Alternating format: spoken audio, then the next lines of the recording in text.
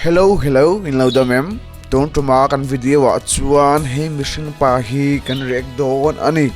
May lang lauching kan rati doon ani. Hey mission pa hi tunge hey tunakaran hey pikhi in monga mo tunge mel o katia han en chiang de ula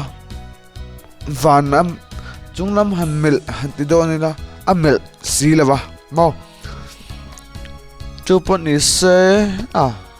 amithi akal amio ti tur ania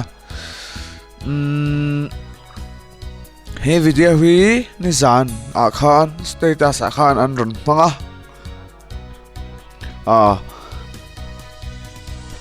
bialnu hi mel chia atini he mission pa hian mo mel thati chian ni lo mo bialnu te khan phing khur tu ni mo te ve mai ne chu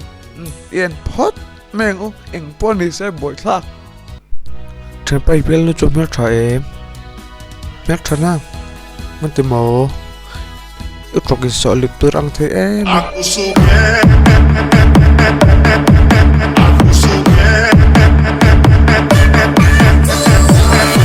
khatieng kha kan ni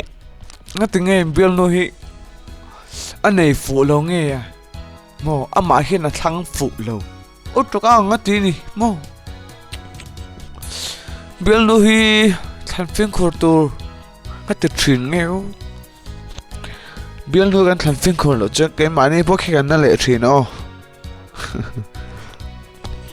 sei ve me ne zo ha pon ni se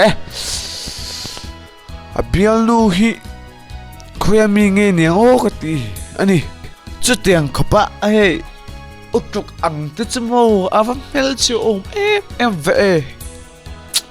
adak na sabuk se ma sang pa hi ama pe nge achhim rim he ma sang pa pe achhim rim ani a mel reng achia acha full thak achia ni bialnu po hi achia ni ama po hi achia ni chupon ni se engpon ni se boi thak ni tro haveli bialnu kan nei don re reng chuan mel thaim